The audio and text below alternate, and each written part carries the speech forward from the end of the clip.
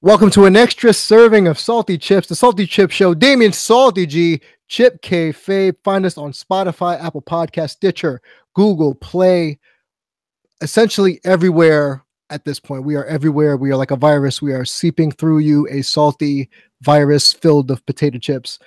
Chip, what's up? So many chips in that sentence. I think you said chips like 5 times, and we've only been on the air for like 37 seconds. So wait, do people not realize we're called Salty Chips? Oh, they do. Now we're up to 8. I want my salty chips, salty chips, salty chips. You know, Jesus.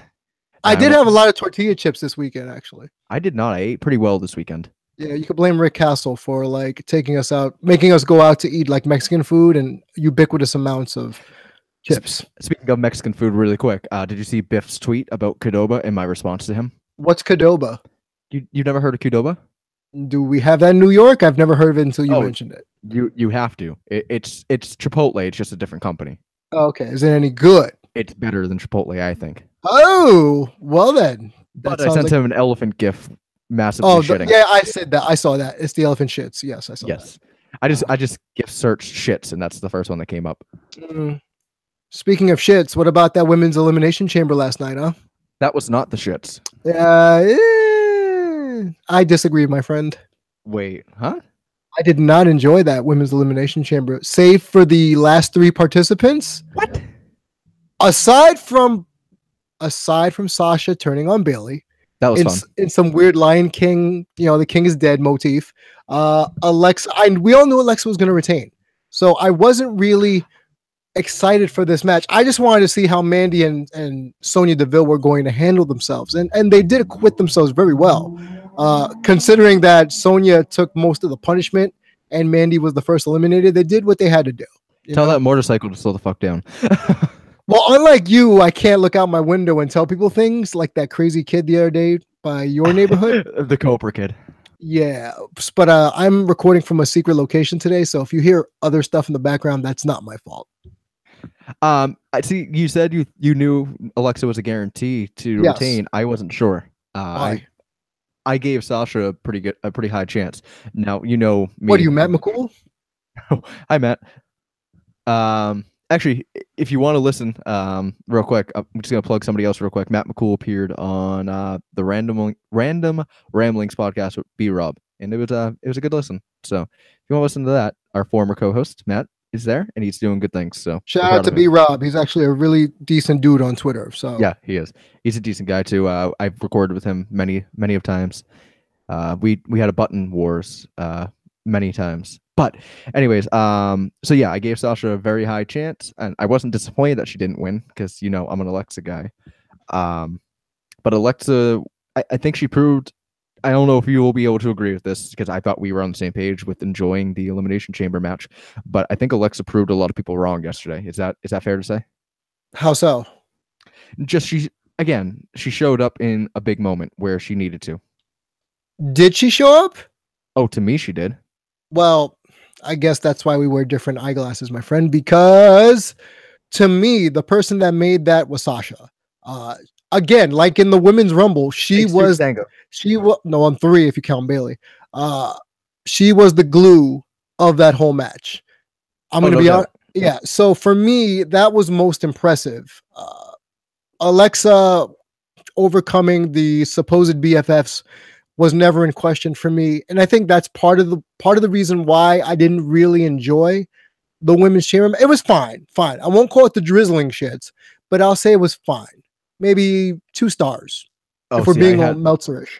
I had a lot of fun with that match. I thought, and I've said it before on other platforms. We've done so many of these now. I don't even remember which one it was on, but I said Sonya was going to be the breakout. She definitely was last night. Definitely. Yeah, she looked really good last night. She was smooth. She was fluid. She looked like she knew what she was doing. Mandy was fine. I thought Mandy did fine for her role. By the way, she has a mean forearm shot. Yep. It's good. It's really good. It's on my Snapchat. It sounds good. And she has a mean running knee. Yes. That always looks good. I don't know how she makes it look so good, but it looks good.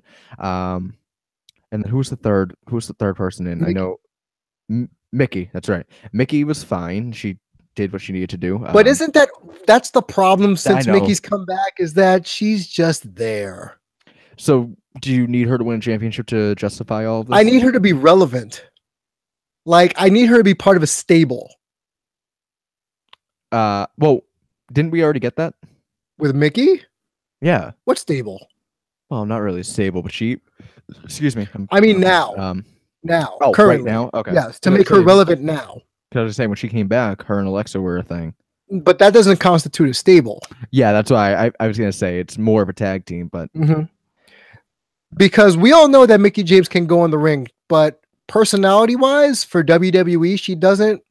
I guess she doesn't do it for the current audience, because if you heard the lack of emotional response to her, that's kind of been her whole thing. Even when she came back at NXT versus Asuka, everybody was kind of like, "Yay!" I thought it was. I thought again, I'd have to go back and watch it. It's been a long time. I only watched that match live. I thought. It was I believe they welcomed her back with the proverbial "welcome back, welcome back," but after that, with the La Luchadora thing, and when she unmasked, people were just thinking, meh. On the main roster, sure, yeah, that's what happened. And I think that's part of the problem, is that people don't know their history, especially the casual WWE fan. Yeah, they know that Trish and her put on a really great match at a WrestleMania with the weird V motion and the grabbing of the lower hind parts and things. It's like, come on, man! Like, this is a future Hall of Famer. Was it 5-time, 6-time, 7-time? She's a 6-time. 6-time. She kept on throwing up the 7 last night. 6-time women's champ, right? So you would think we would care more.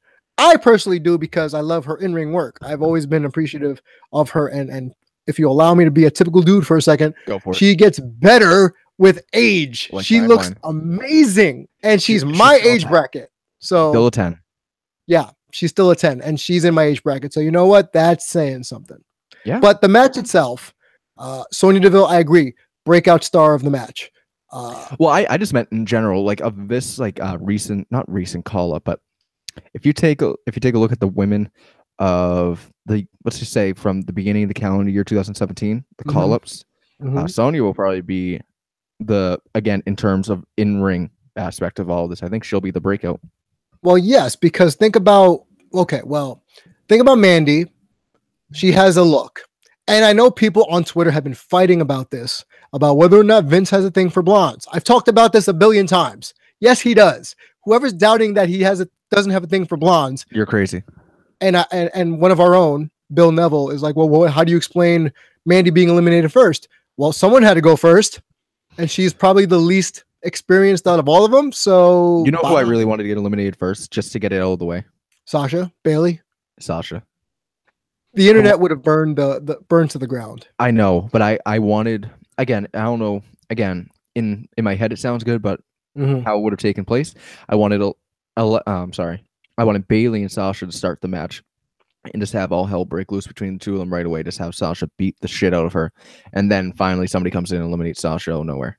But I did appreciate as we referenced before, the Lion King-esque, the king is dead, long live the king, and then she kicks her off the pod, and I'm thinking, damn, that was my favorite thing ever.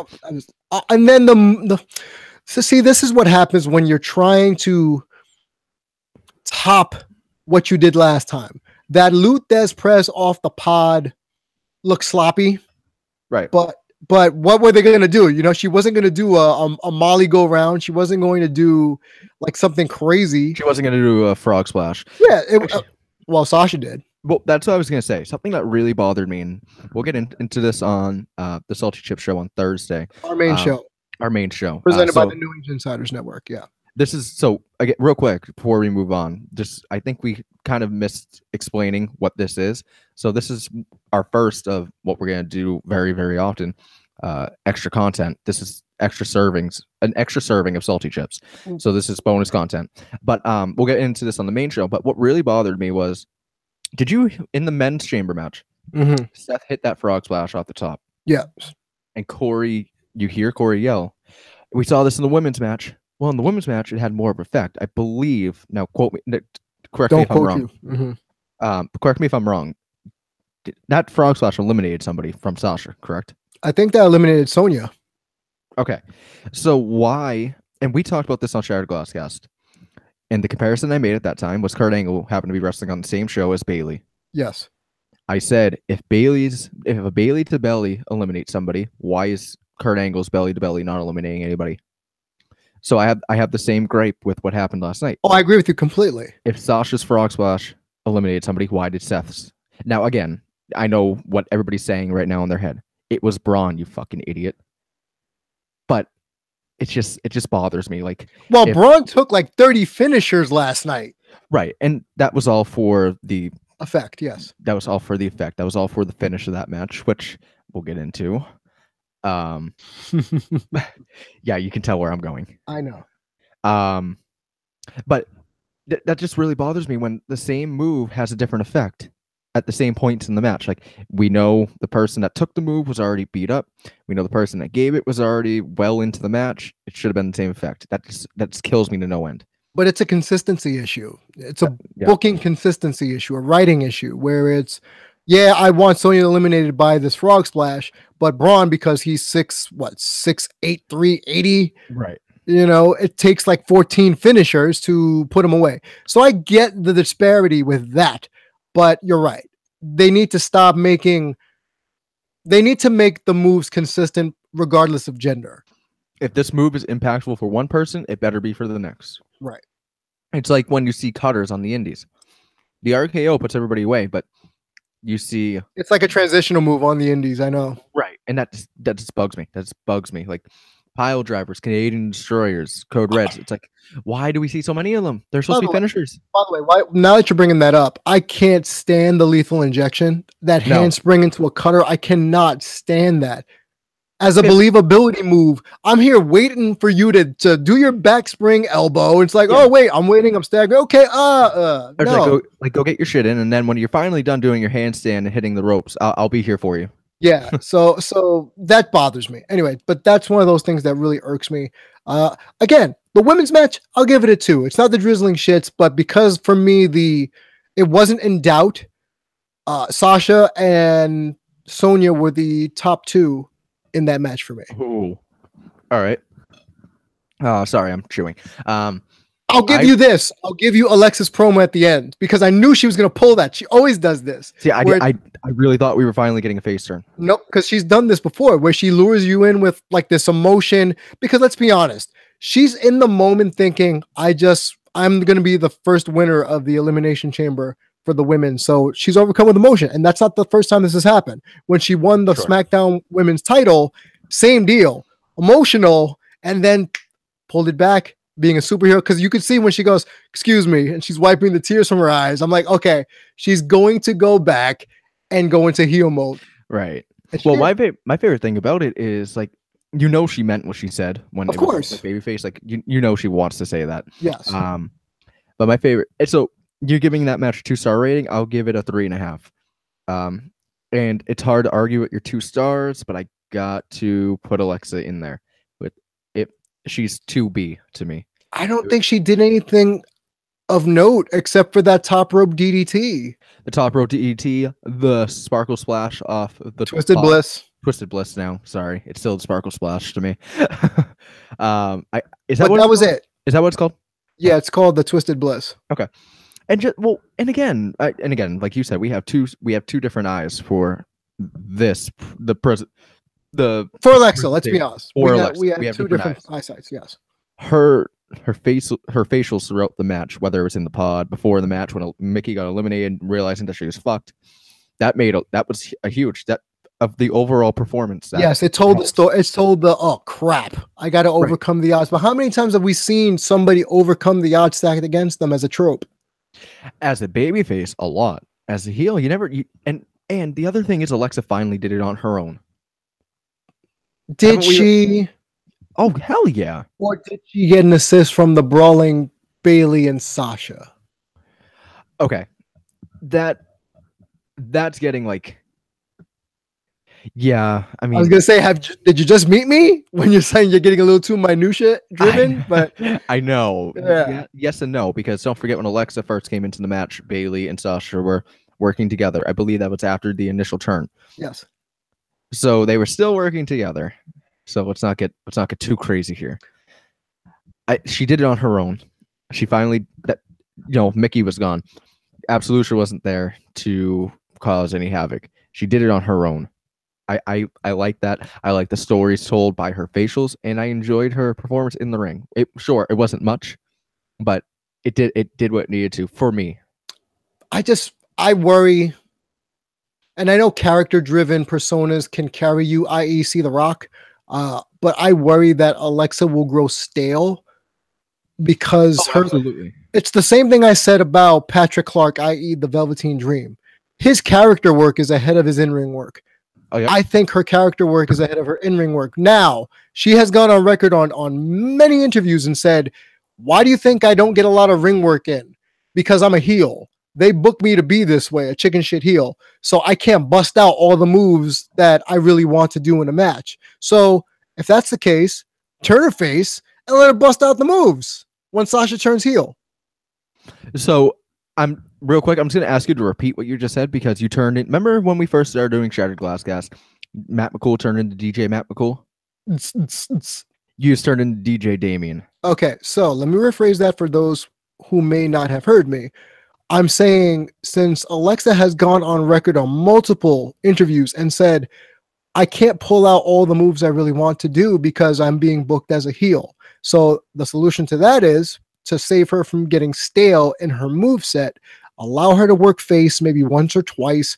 This way she can get the crowd popping on her moveset, not her facials, not her face, the whole manipulating heel nonsense. Try to let her develop her moveset as a wrestler first. Because then when you can turn Sasha eventually heel or even Bailey, who knows? But if you want to see Alexa progress like I do from an in-ring perspective, let her work face then, if that's the case. Well, and that's why I was so like, yes, we're doing it last night. I really thought we were getting the face turn because and if it's not now, it's coming soon because you have to do it eventually. You know, she can keep kind of the same character. The, what does she call herself now? The one true goddess? I fucking hate that term. Pardon my language. I know. Well, I fucking hate the Empress of Tomorrow. Let's talk about that too, by the way, now that you mentioned it. That's what I was segueing into. The match at Mania, I feel like we're setting up for a double turn. Alexa and Asuka? I do. I don't think Asuka's not going to work as a babyface champion. You know what occurred to me, and maybe this is too forward thinking? What if Asuka goes to management and says, I'm the only women's undefeated wrestler ever for this long, and says, I want a real challenge.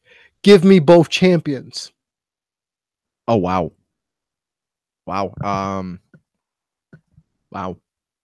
It's highly unlikely, but that's a wrinkle I kept thinking about last night after watching. Think it's that unlikely? I think it's unlikely because what do you do with Nia? Well, now you just put it in my head.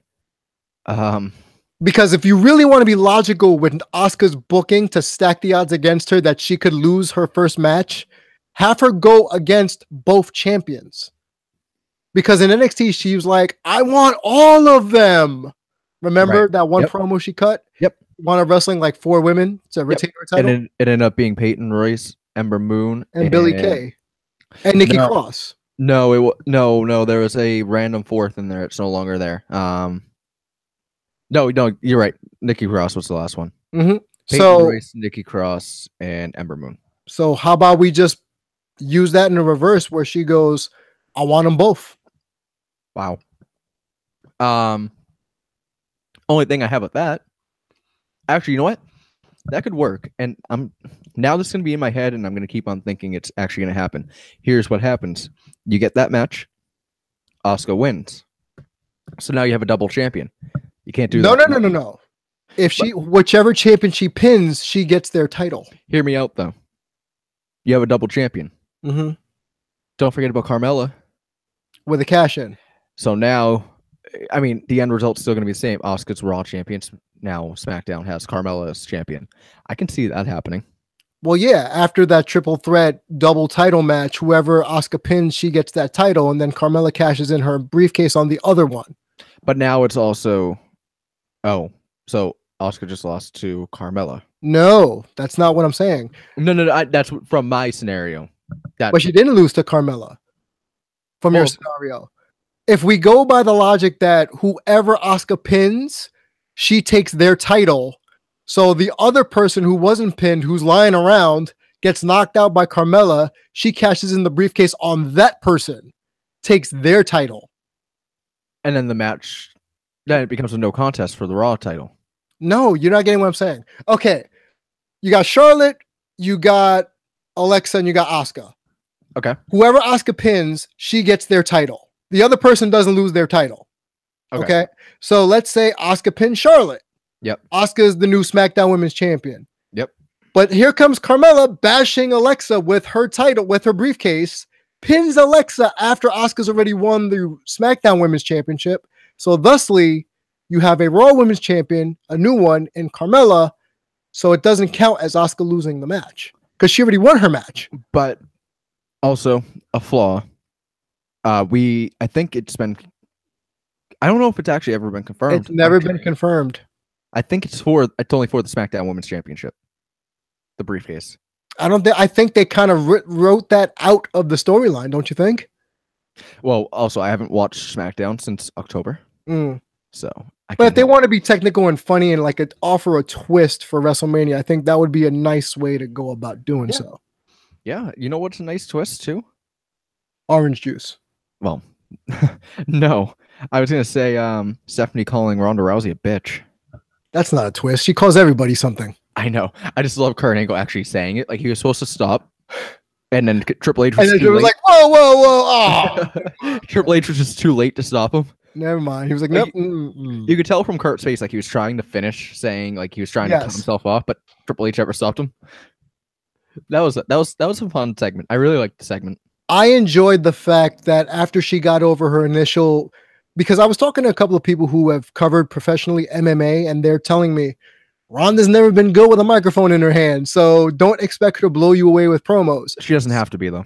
Right. But I was attributing it at first to nerves. He was telling me, the person I was talking to was telling me this is her norm. So this ain't nerves. She's normally going to sound this bad on the microphone. So after they got done with that and Kevin Dunn messing with the microphone and the acoustics inside the arena where you couldn't hear people say F Ronda Rousey, bless you. Excuse me. Thank you. Where you couldn't hear people complain about Ronda Rousey auditorily. You had her essentially Olympic slam Triple H through a table. That was a lot of fun. Which I thought it didn't look like Hunter helped her a lot in that situation. No, he did not. It looked like her own strength. I believe it. Now, if she's that strong to be able to lift, let's say 70% of Triple H, you know what? That's why I tweeted yesterday, and you can always find me at Dare to Be Damien on Twitter, that I can get down with this as a 180-degree turn from how they booked her at Rumble. I can get down with that. And I respect it. And the way the commentators, both on air and on Raw Talk, I don't know if you watched it. No, I did not. They played it up as in she wants no special treatment. She was in the locker room with the rest of the girls. But now there was an interesting tweet, and I actually didn't see it. Did Kurt Angle knock on Ronda Rousey's locker room door during the show? I don't recall. Okay. Because somebody tweeted, I was like, that never happened. So Renee Young on Raw Talk said she was in the women's locker room with the rest of the girls. She wanted no special treatment. And like she said in her promo in ring, she said, I don't want to be given anything. I want to earn everything. I respect that. That was the right way to book her. Not right in the women's title picture. That would have been awful. But I also don't like Kurt Angle's tag team partner. I actually like it because it kind of sews up the thing they've had since, what was it, Survivor Series? Well, yeah, I do, but I don't. But but Kurt can't wrestle a singles match. Right. Medically. My thing is, I wanted to see a Kurt singles match. But the only reason I really don't like Kurt as the tag partner is merely just because of the other options, the other option that was tossed around. I would have loved to see The Rock just because I'm a mark. So The Rock could tear his abductor muscles again midway through the match? That's fine. He does what he does. I'm good. No, I'm good with seeing The Rock as an active competitor for a while, if not ever. What's your perfect final match for The Rock? Because it's not over yet. I would Stone Cold. Brock. Oh Jesus! You really want to talk about him tearing everything in his body? Well, if not Brock, then Braun. Wow! So you just want him to get destroyed off the face of the earth? But here's the thing: I think the way you can book that match where, because nobody else makes sense. What, the Miz in the Battle of Hollywood A-listers? I'm sorry, I love the Miz as a character, but he's not on Rock's level. No, nobody's on Rock's level. So then Hollywood is on Rock's level. Like, well, then again, goes with what you're saying. So right, where do you put him? You put him either against Brock to avenge that loss back in what was it, SummerSlam 2002. Yep. Or Braun, or maybe Rusev Day. I don't know, but Triple H. No. I'm tired of seeing 47-year-olds wrestle each other, man. But you already got one in the match, so why not just add another? No, we saw what happens when you put a 50-some-odd-year-old Undertaker in a match. We'll get into this. Yeah, and we'll probably get into that on the main show. But I can't. I'm done with seeing 45-year-olds get winded after the first 5 minutes. I'm good. I'm done. That's why I think tag matches are better suited for these people. Sure. Now, real quick before we move on, because I know we got very off topic. Well, it all circled around. It all circled back, dude.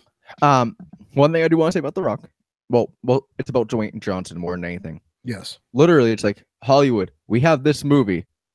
Can you do it? Everybody else is dead silent. Rock, I'll do it. Like, he does every type of movie.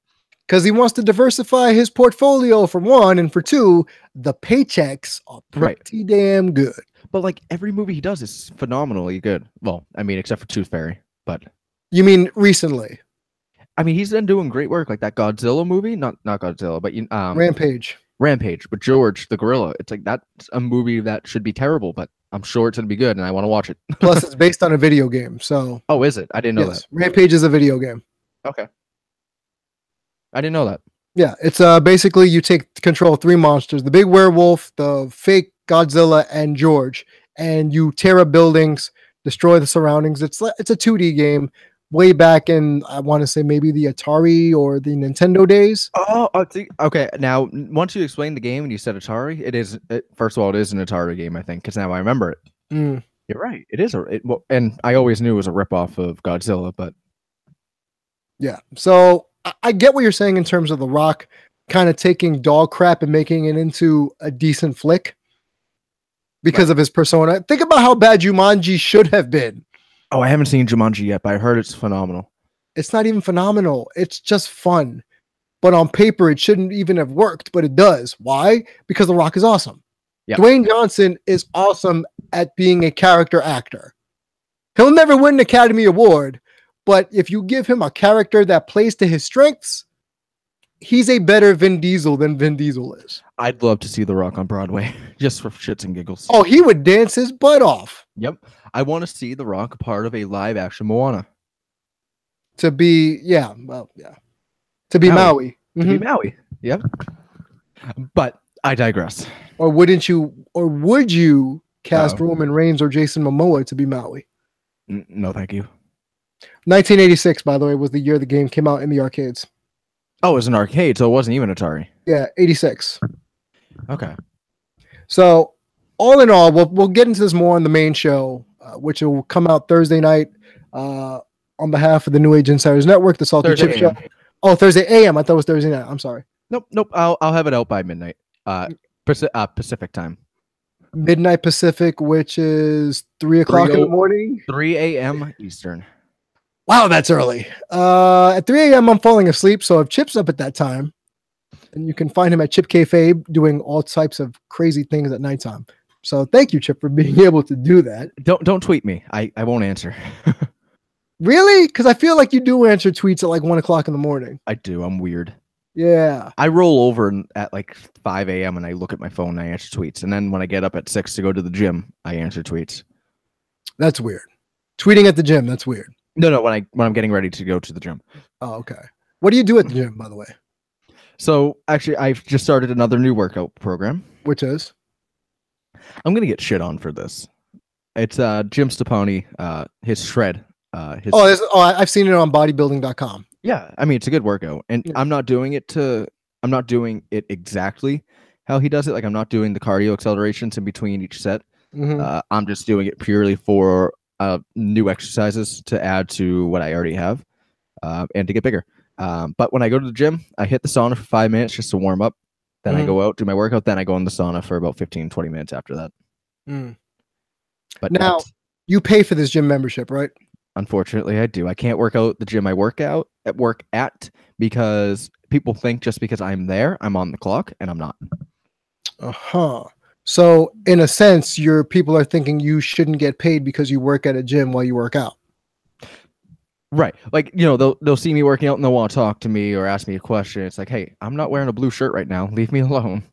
So I've joined another gym. Now, if I didn't work at the gym I work at, I would totally work out there because it's a phenomenally clean, nice, has everything you need gym. But I can't work there and work out there. So what are your thoughts on people who get paid to work out or work or play in the place they're supposed to be working? I'm jealous, but I don't know if that's right. What do you mean it's not right? So, like what my gym does, I work at a gym. I get a free membership to use the gym, which is you get a perk. Yeah, I get a free membership to use the gym. And you still get paid. Well, not when I'm there working out. No, you get a salary. Oh yeah. I get paid for my working hours, and then I get a membership to come in when I'm not working to use the gym. You see, the reason I bring this up is because I feel like the NCAA, if you were working for them, nice, they would be kind of trying to bar you from earning a living because you work at the gym you're working out. And so, no, you shouldn't get paid for that. You're getting the free fitness, i.e. the NCAA assholes, as my friends like to call them, like to ban college athletes from earning any kind of money and thinking a small podunky stipend and room and board is enough. Now, let me get this out of the way first. Anyone who's complaining about athletes don't deserve to get paid, I'm sorry. How much money does college football and college basketball bring into schools? Millions of dollars every single year. How much are we paying? And by we, I just mean the schools. My apologies, because I don't say we. You're saying we. I know, yeah, it's $1 in the jar. How do these coaches get paid? From the university, right? The millions upon millions of dollars at these big schools. Duke, Arizona, what else? North Carolina, Texas, USC, things of that, UCLA, things of that nature, places like that, where the coaches are making 7-figure salaries, 6-figure salaries. But what do the actual people who are playing the games and working and what do they get? Oh, wait, that's right. Nada. Now, let me hop in real quick here. Now, for people that have just read the headlines and probably haven't looked into it or know much, Damon's kind of hit the nail on the head. Is the investigation troublesome for the NCAA? Sure. Wait, you might want to explain what the investigation is first. So the investigation is basically the FBI is looking into schools paying their athletes. Now, illegally. Now, by NCAA rules, that is illegal. That's correct. But is it wrong to pay them? It's a completely different argument. So this investigation could end up being a good thing for college basketball players if you think about it, because then. And again, like you call them the NCAA assholes, that's a good name because it's not going to change anything here. Nope. But what should happen is this should result in, okay, fine, this was illegal, you did wrong, but here's the deal now, you can pay college athletes. That's not going to be the end result. But is it wrong to pay them? Absolutely not. They're doing the same thing on the same level as the pros. Right. And when I say on the same level, I say that kind of foot and mouth. I mean, like they're playing very competitively. They don't play nearly as many games. They don't travel nearly as far, but the toll they take on their bodies and potential risk of injury and possibly ruining their careers is just as high. Okay, I just looked this up while you were talking. The head coach of North Carolina for the men's basketball team, Roy Williams, formerly of Kansas, now of North Carolina, he makes $2.1 million as his base salary. That's not including escalator bonuses for tournament appearances, games won per season if they win a conference championship, or even bringing in a 5-star recruit, because those are the types of bonuses that get put in people's contracts. So the reason why now this is in the news is because Sean Miller, the coach of the Arizona Wildcats, who in my opinion is one of the most overrated coaches in college basketball, but that's beside the point, was caught on tape in a sting mentioning how much was the payment? $100,000? Yep. to a prospective blue chip athlete to come to the school. Now, what's surprising isn't so much that this happens behind closed doors. What's surprising is that people are surprised that this is the thing. Right. So if you are a fan of collegiate sports, football or basketball, just to start there, how do you think schools get these major athletes to go to their schools? It's not because of the accreditations. It's not because you're going to get a great education there, kid. No. It's because you're going to get booster money. Have you ever seen the movie The Program? I have not. Okay, so if you go back and watch this movie, and it may not have aged well, but the concepts are fine. Essentially, it probes a Division I college football team about the ins and outs of college football, from the boosters to the cheating on tests to having people take exams for you, steroid use, things like that. Things that coaches cover up in the media to say, oh, you pulled a hamstring, when in reality, we're suspending you for domestic violence. This was the precursor to what goes on behind closed doors. So the fact that now in 2018 we're scared and complaining that athletes shouldn't get paid for the things they do on the field, grow up. Because you know what? Yeah, a free education is nice if you're someone like me who went to school for psychology. I was never going to be a pro athlete. But if they're going to go to the next level, if they are a surefire NFL or NBA player, yeah, why not pay them? Because 9 times out of 10, these kids come from poor socioeconomic backgrounds. Yep. So you think just giving them a free room and board's enough? What they're gonna eat? Well, and that's like the movie The Blind Side. Yes. Like, if that's how college actually worked, where these kids aren't making money, that Michael, what's his last name? Michael Orr. That's how it would really be for somebody like Michael Orr, homeless, Yes. living with foster family, no money, nothing to eat. Mm-hmm. I mean, there was a story about a kid that went to UConn a couple of years ago that didn't have any money to eat, and he's a pro now. I can't think of his name. I'd have to look up the story, but man, I can't remember what it was. But UConn men? Yeah, UConn men. Mm-hmm. It wasn't Napier, was it? Shabazz Napier? I believe it was Shabazz Napier, actually. Right, wasn't the story that he didn't have enough to even like get Burger King? Yeah, they mentioned that. He mentioned that during a draft interview at the NBA draft. Yes. And that his coach bought him, like, his coach was buying him food. Right, and they were like, wait a minute. But you can't do that. That's a park. It's like, oh, come on. Come on. Dude, it's a Happy Meal. Come on, man. The dude's not eating. Like, let him eat. That's just a human being being a good human being. Right. So it is coaches, our school, if schools, sorry, let me phrase this correctly. Mm-hmm. Is schools paying players a bad thing? No fucking way. Especially when the school makes so much money off the likenesses. Remember the old NCAA basketball and football games? Yep. You couldn't put their name in there, but their numbers could be on there. Yeah. So you're renting out their stats for the purpose of the game. But we know quarterback number whatever from Texas was Vince Young, back in the day. We knew number 12 was Matt Ryan on Boston College. Right. We're not dumb. So if you can, and I think one of the O'Bannon brothers back in the day tried this with March Madness basketball. He took EA Sports to court as well as the NCAA for loaning out his likeness without his permission. I believe it was settled out of court and he didn't win. But that's an indication of athletes are aware that the NCAA is being very stringent on what they're doing. Now, at these big D1 schools, I guarantee you at least 30 of them, the top 30 schools in Division I, has some sort of booster greasing the pockets. Maybe it's not a lot. Maybe it's 500 here, 200 there. I'm not saying like Reggie Bush levels where they buy your mama a house, but oh my God, yeah. But something to that effect. And to believe that this doesn't happen or that this is shocking is completely naive. Yep. And they deserve to be paid, bottom line. Right. And we're not saying professional level contracts either. No, not at all. At least I'm not. Just let them eat. Let them, live. Like, pay them like they're working a job. And I mean, a little bit more than like most college students are delivery drivers or work at the local gym or the local corner store or whatever. But pay them a little bit more than that. Let them live.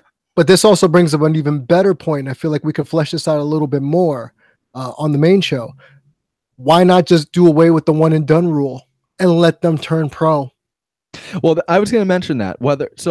I think the solution to it is if you don't go to college, you have to play at least a year in an independent league. I think that's what was decided. You have to be 1 year removed out of high school. You don't have to go to college. You could play in China for 1 year.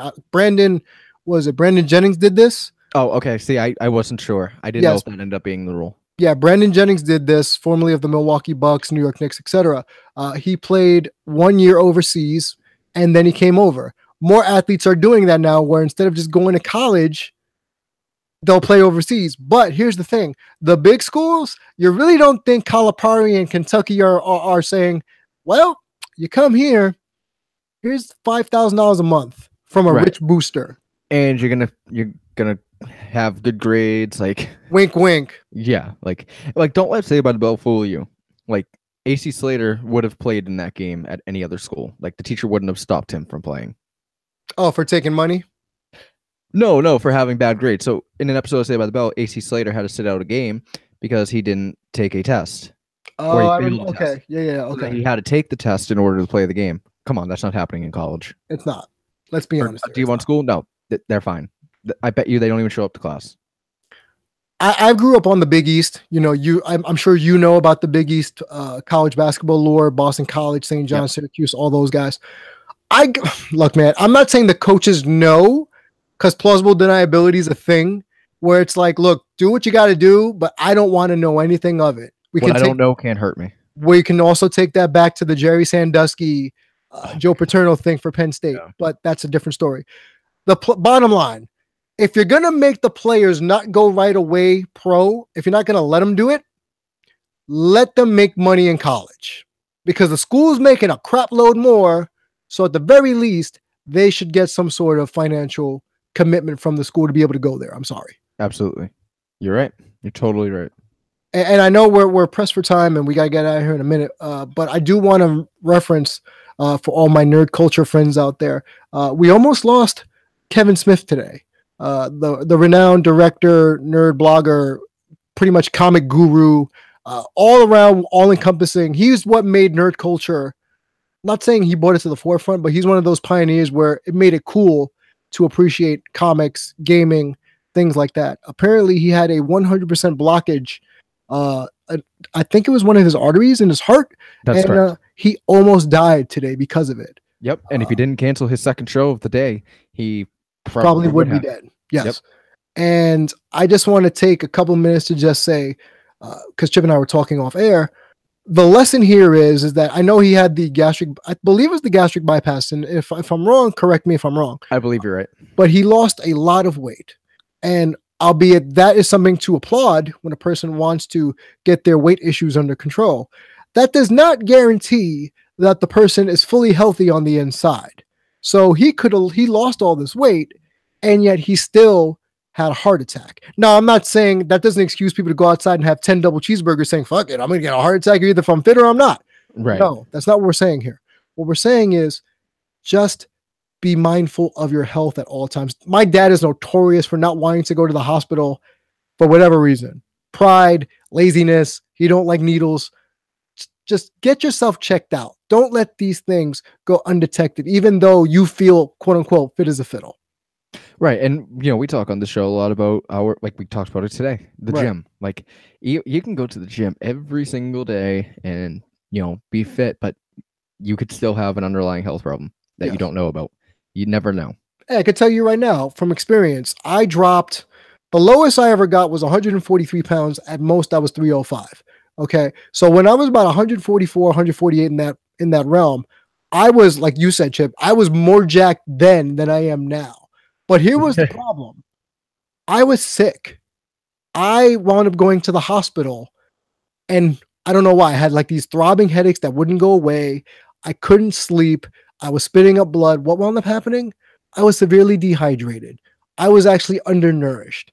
I had to spend 2 days in the hospital on IVs just to get my body functioning normally. My body was about maybe 2 days from shutting down completely.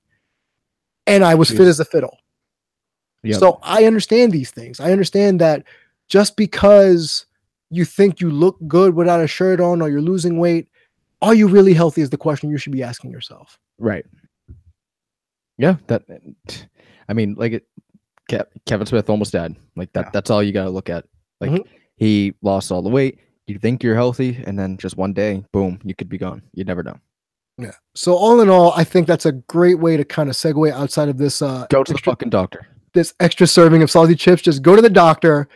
Don't be a dick, which is our moniker here on the show. As always, you can find the show on Spotify, Apple Podcasts, Stitcher, Google Play, on Simplecast at saltychips.simplecast.fm.